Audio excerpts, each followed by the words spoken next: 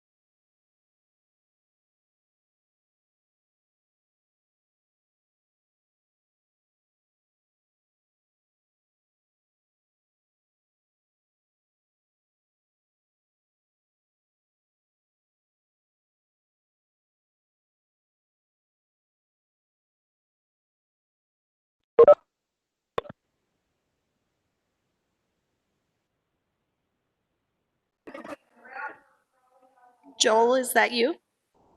Yes, it is. How's it going? Good. How about yourself? Good. I've got you guys on the phone. I'm trying to get the video of the meeting, but it's blank right now. Background. Okay. Oh, use computer audio node. Join meeting. Ooh. Yeah. Oh, this is working. Okay. All right. Got you now. Can you? Oh, I'll turn on.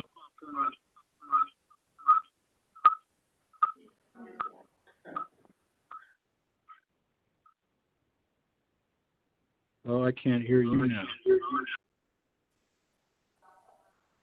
Yes.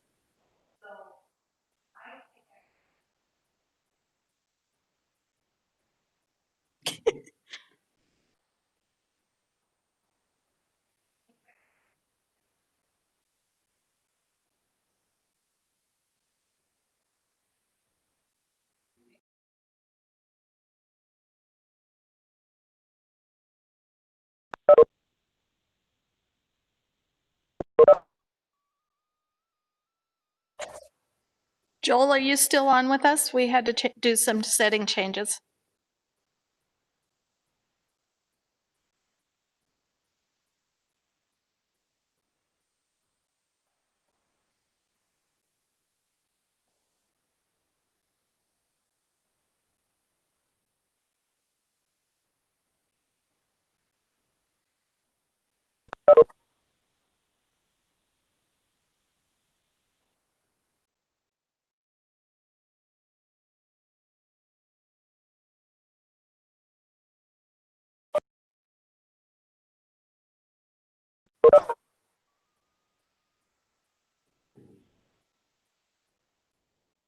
Oh, I can. Okay. Okay. Okay.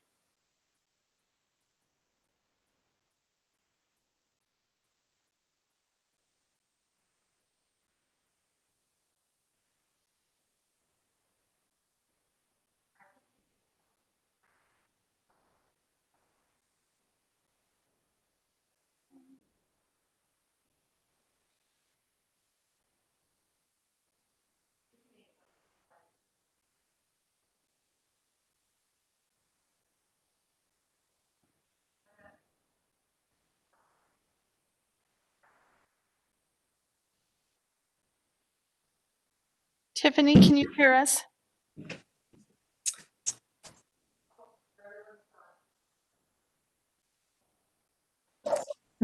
Should have muted myself there. Okay. Now everything's good, I think. We're just having trouble getting Joel on and then we can.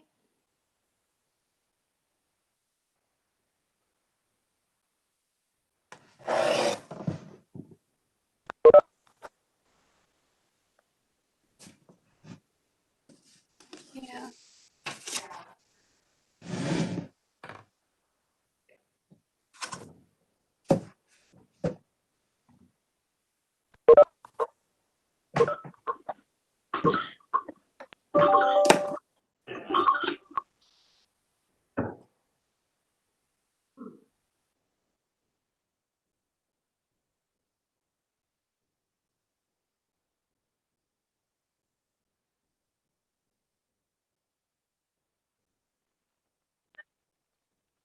Hello?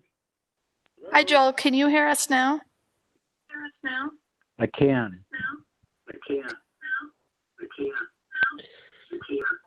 Oh, man. Hey, Joel, if you shut off the audio on your computer, if you want to use your phone, then it'll reduce the echo. Yeah, I'm working on it.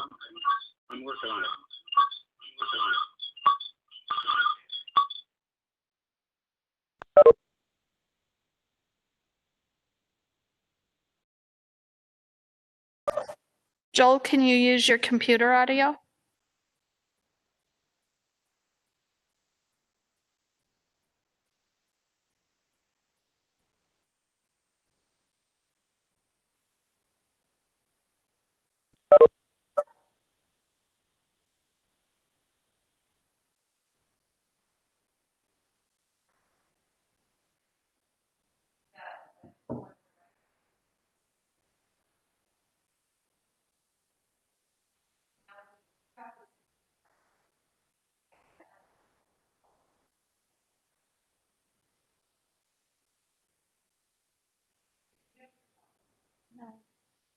Tiffany, do you have Joel's phone number? Yes, just a minute. I don't know if it'll go if he's at the office, but here's his work phone. It's 444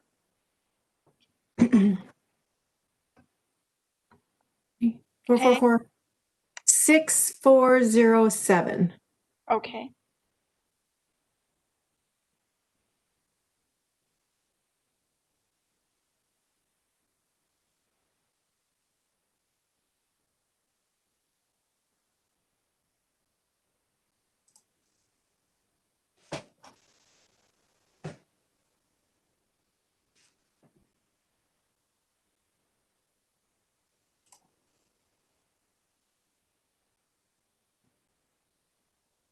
Can you message me his cell phone number? Why don't you guys just call me? Can you hear me? Yep. Just give me a call, will you? Do you, Or I can hear Joel, you. what number do you want them to call you on? Yeah. 1-406-449-6157. You know, he sounded fine now. Are you calling him? Joel, you're coming through fine if you just want to use it the way you just Yeah, did. if we've got it now, let's just stick with it before something else goes wrong. Okay. Okay, great. Okay.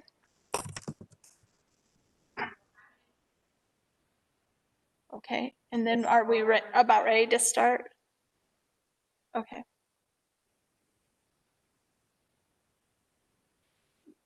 Good evening and welcome to the virtual public open house meeting of the Silver Bow Creek floodplain mapping. I'm Lori Casey, the Butte-Silver Bow Planning Director.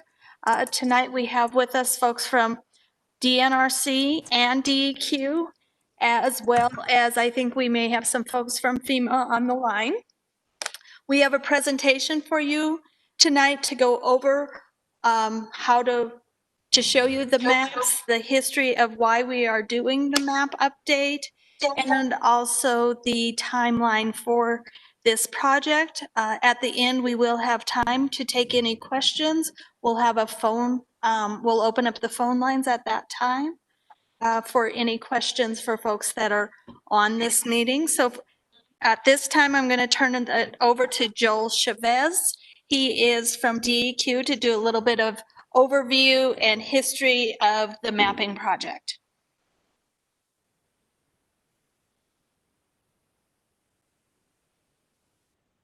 Yeah, this is Joel Chavez with DEQ. So what was going on in Silver Bow Creek was heavily contaminated by historic mining activity emanating on a butte.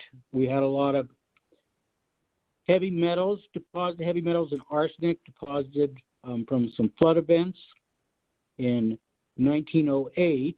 There's some pictures now.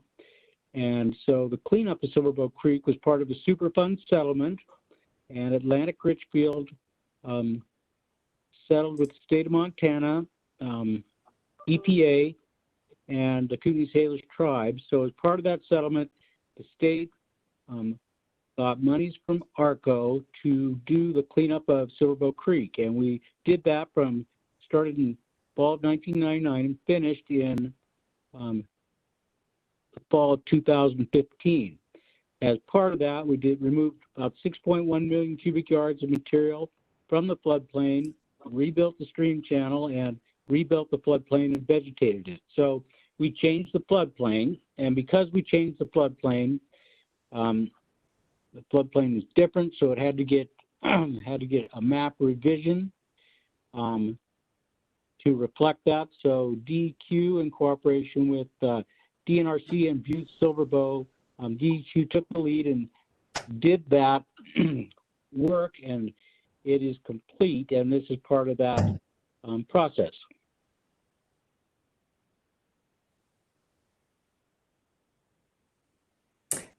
Great. Thanks, Joel. I'll step in now, Lori, if that's okay, and just talk about sort of the next steps about how the maps will be changing and what that looks like. Okay, so as Joel talked about, a lot of the work was done sort of in this area. You'll see here on the blue line along Silver Bow Creek, pretty much from just outside city limits of Butte to the county boundary. Lori, can you go to the next one?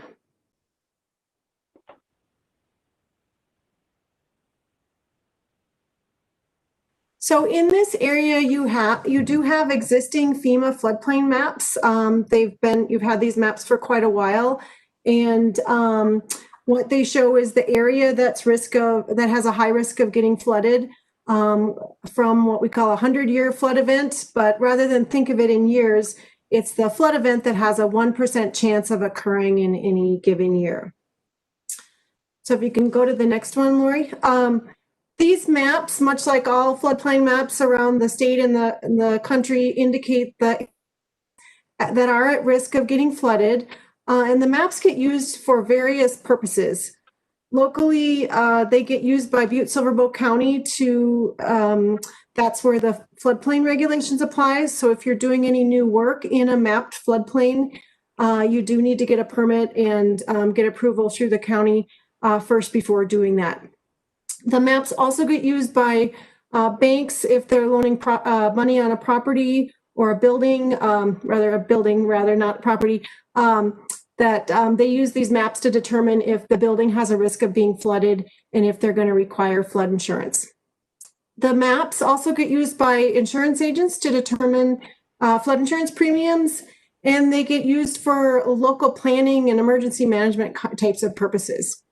So we recognize that they should be updated occasionally, but they certainly need to get updated if there has been a change in the area, which is certainly the case here on Silver Bow Creek. We'll go to the next one. So what DEQ and Pioneer Technical, who was the engineering firm that was used to do the work here, is to determine what the new revised floodplain would look like and where those areas are that are at risk of getting flooded if we had a 1% flood event come through on Silver Bow Creek. And so they provided that information to FEMA and to DNRC. And FEMA took that and reviewed it and put the information onto what's called preliminary FEMA floodplain maps. Now, these don't replace your current floodplain map that I showed a couple slides ago, because this mapping needs to go through a public review process, which is why we're here tonight.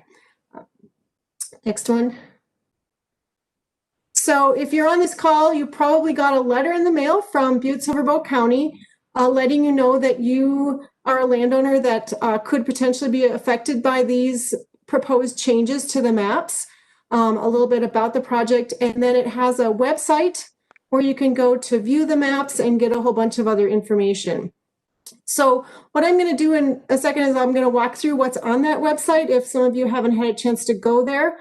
But I will say, if you have any questions about that or are uncomfortable or unable to use that, you can always contact the planning office or myself directly, and we can help you walk through that and how it may affect your particular property. So if you go onto that website that's on the letter, and the web address is there at the top, what you'll see is a project website we put together with a little bit of background about the project. And then there's a link to the draft maps or the preliminary maps. And right there in the middle of that screen, you see a blue box, and that will take you to a map viewer that I'll walk through in just a second. And then there are also quite a few other bits of information on there that'll be helpful, and we'll walk through a few of those too. But lots of information there for you if you want to dig in deeper to this project and look at what the maps are showing. So let's click onto that blue box, and what it does is it takes you to the county's map viewer that they put together for this project. And what you'll see there is what's marked there with that little check mark is what the draft floodplain is showing. And you can do a drop down and it'll show you the different flood zones there. And so the blue area is the area that's shown, or that is proposed to be shown as the new 100-year floodplain for Silver Bow Creek. You'll see some of the tributary streams in there. Those aren't getting changed, but they're in there just for informational purposes.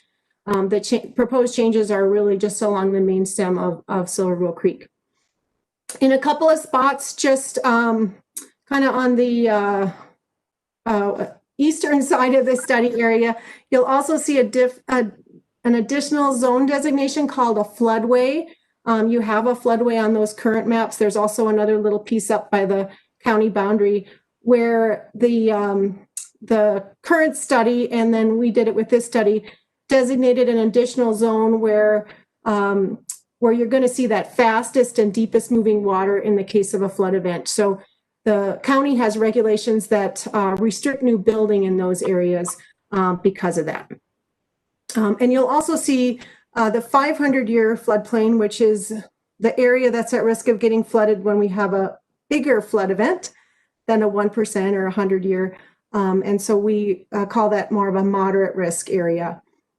The county regulations don't apply there, and lenders typically don't require flood insurance in those areas if you have a house or a building there. Okay, go ahead, Lori. So overall, let's just kind of take a look.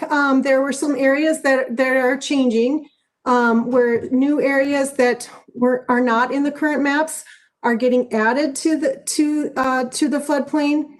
And there's some areas that are getting removed based on new updated information, but really based on a lot of the physical changes that are going on along the river there. And there's quite a bit of area that is currently mapped as floodplain that will stay mapped as floodplain. Overall, the kind of red box at the bottom shows the total amount of acres that are in that 100-year floodplain on Silver Bow Creek. And then the bottom line is what's proposed. So you can see we're going from about 900 acres mapped as floodplain down to about 600. So about a third of that will actually be coming out. Okay, next. So one of the other things on that, if you can go back one slide, I think it skipped ahead, is some information sheets. So what does it mean to you if you own property and it either is currently in a 100-year floodplain or it's proposed to be newly mapped into the 100-year floodplain? What does that mean for you in terms of if you want to do development, building, or other things on the property, and what might it mean for you if you have a building that you have a mortgage on, and what might happen with your bank. So we do have kind of information sheets for each of the zones that are shown on that viewer, the 100-year, the floodway, and the 500-year floodplain. I'm going to just step through kind of at a high level, kind of what those are for the 100-year floodplain on the next slide. And Lori, I think these might, why don't you click through? I think there's 4 of them there. So what I said before, the county has floodplain regulations that apply in these areas that are mapped as 100-year floodplain. So if you're doing any new construction, you need to get a permit from the county. And one of the things that'll be required if you build a new residential house or new residential building, that it needs to be elevated 2 feet above the flood elevation. And then any improvements to existing structures. There's some other requirements there that if there's substantial improvement, they need to be brought up to current standards. Okay, then let's go to the next one, which is insurance requirements. And I will say, if you want to go to the next one, Lori. Maybe. And then I think there's maybe 3 here. 4, sorry, 1 more. Okay, thanks. So like I said before, a building that is either currently in a floodplain or getting newly mapped in, typically if you have a mortgage on that building, your bank is going to require you to carry flood insurance. The good news with this project is that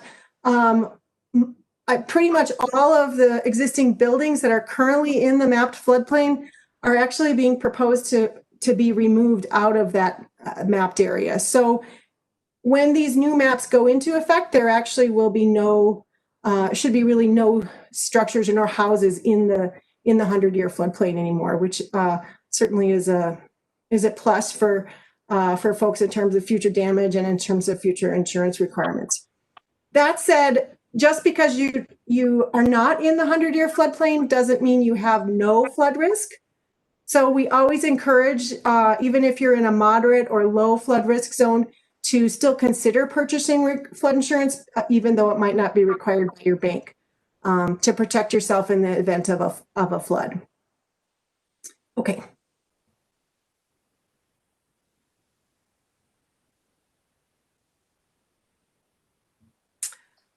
So part of this project involves a public review of the proposed maps. We want to ensure that they are as accurate and correct as possible, and there isn't anything that got missed. So an important part is letting folks know what's being proposed so you can take a look at that and provide any input as needed before the maps get finalized.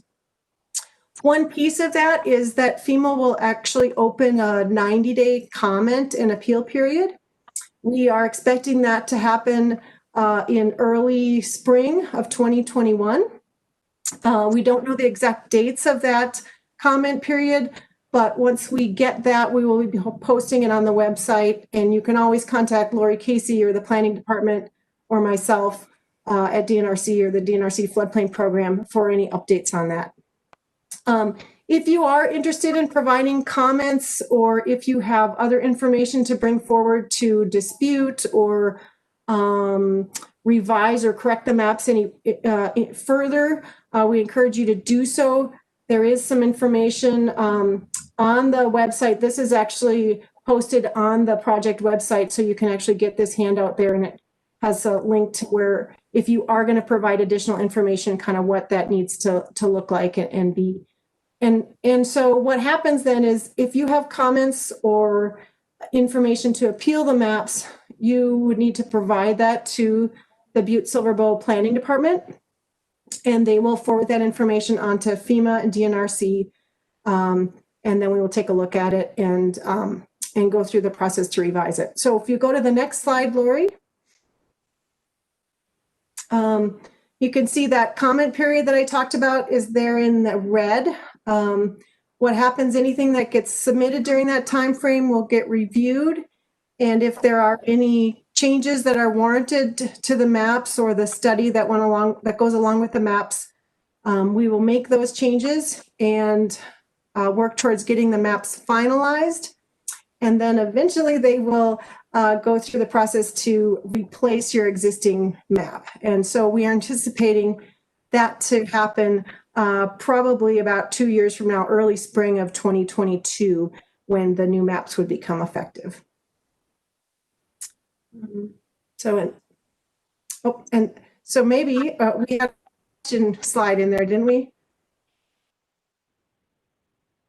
Maybe not. So yeah, any questions that you have here? I might turn it over to Lori to see how she wants to logistically handle any questions that people might have. Okay. Thank you, Tiffany. What we'll do is we'll put the phone number up on the screen. We'll open it for public comment.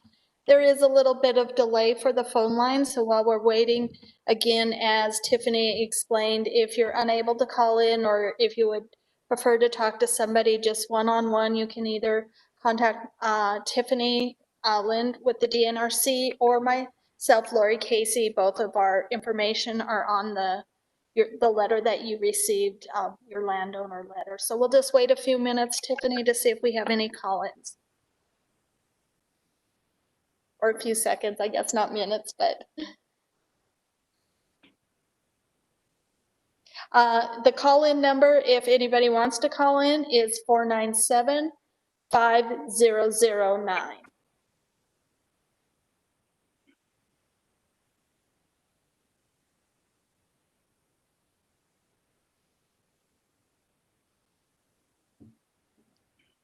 We're not having any call-ins, so thank you, everyone, for participating. And again, if you have questions, please reach out to either the planning department or the DNRC. That's good. All right. Okay, thank you. All right. Thanks, guys. Okay. Thank you, Thanks, Joel. everybody. Bye. Bye.